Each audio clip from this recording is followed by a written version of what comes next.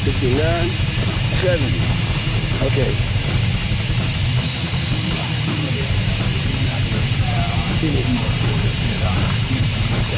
So for all you clowns that like to...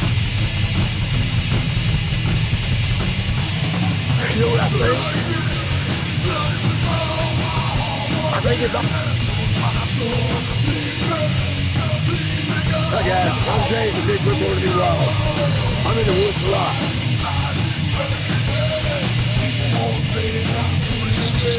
Over here. Don't go Bigfoot hunting tonight. Even the plants will try to get you.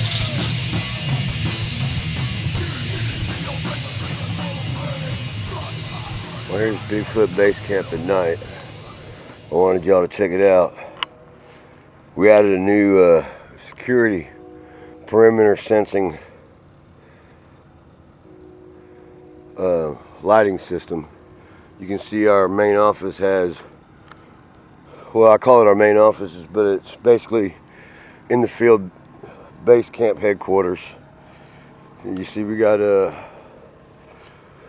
because we've been hearing stuff at night. It sounds too heavy crunching through the brush to be a deer. But of course by the time we light up our flashlights or any camera gear, we're missing out on whatever it is that's making the heavy tromping sound. But yeah, we've got over there we got east, we got double, I'm sorry, we got one headed north, two headed west. Of course over here we have one pointed south. We haven't installed the rear as of yet, but we pretty much stay on top of it. Right now I've got the Bigfoot mobile.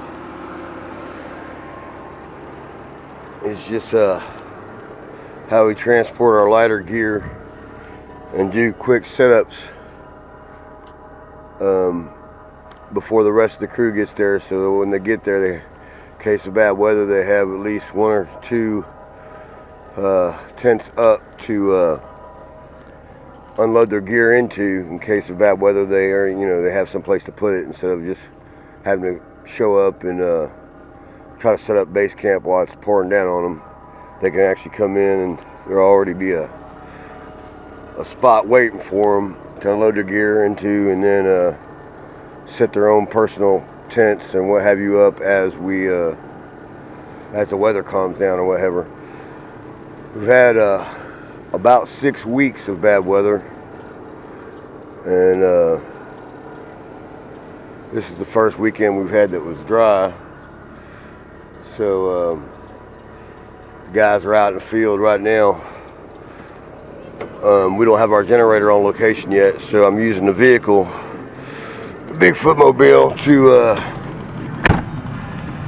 do a little bit of charging. Let me see if I can get you in focus here. We got 1, 2 security lamp systems charging. We have the batteries for our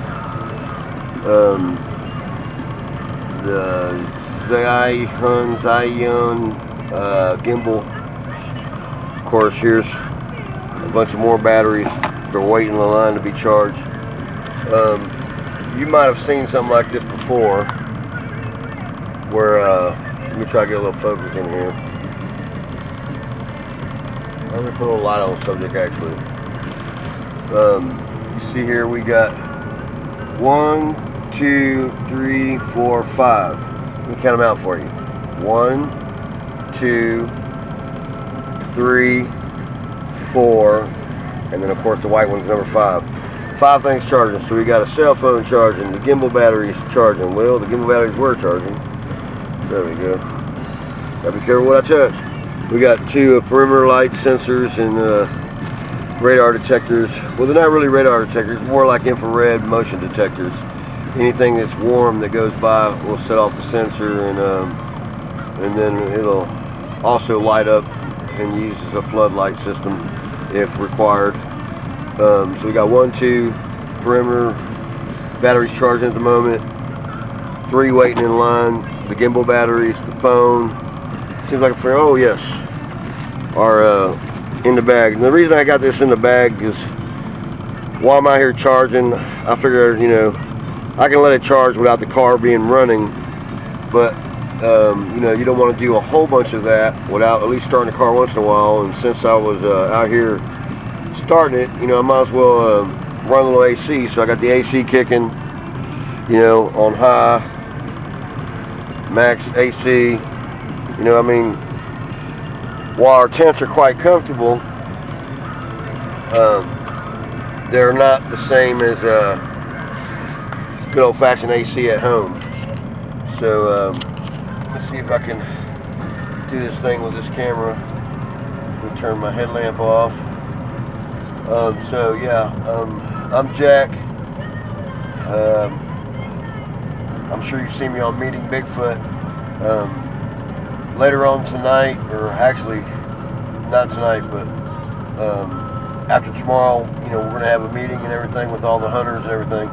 But when it gets to be evening time again, I'm gonna go ahead and do another night hunt episode. So stay tuned for that. Make sure you subscribe and you know, enjoy.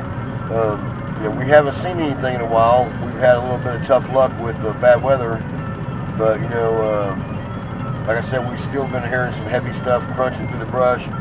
Too heavy to be a deer. I don't think there's any bears native to this area, so I'm not thinking it's bears.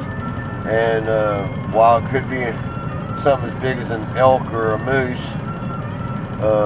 I mean not an elk, but a moose or a caribou or what have you, you know, those are pretty heavy. But this didn't really sound like, and I imagine they can put their feet down in unison, you know, left, right, front, back, or whatever. But it sounded you know, to me, I heard it only once. I've heard reports of it about 4 times of similar sounds coming through the brush, but I heard it once, and whatever it was, it sounded like it was bipedal to me. I mean, it was just like a crunch. If you ever walk through dry leaves in your yard, you know, imagine the sound of you're stepping in the, you know, every step has its own distinct sound. And I imagine if you were walking on your hands and feet, there'd be some differential sounds or some different sounds where, you know, you'd hear a skunk, a double crunch, and then another crunch or what have you. It wouldn't be just crunch.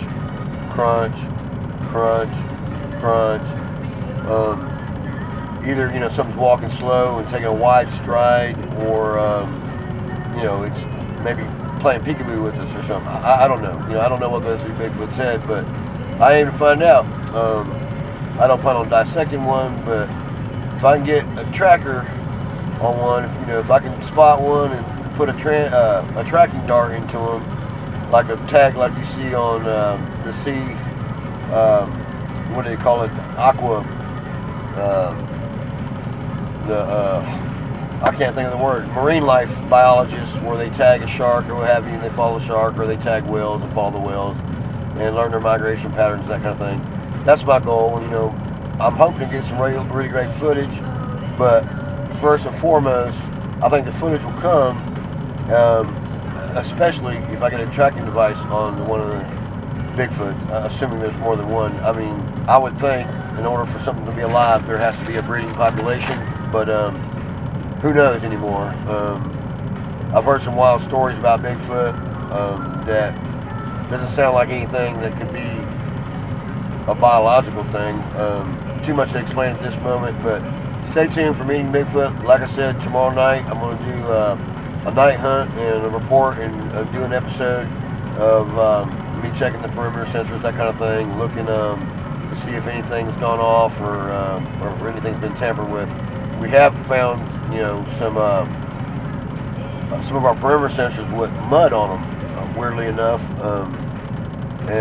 but not where they had fallen over and got mud on them. They were still standing and everything. It's as if the mud fell out of the sky, which is possible, I guess. You know, if something's digging nearby, I could throw up some dirt or what have you. But I just thought it was really odd. You know, of course, with a lot of rain, you know, there's always an opportunity for mud to get splashed up by an animal, either running by or maybe something that's digging, and who knows.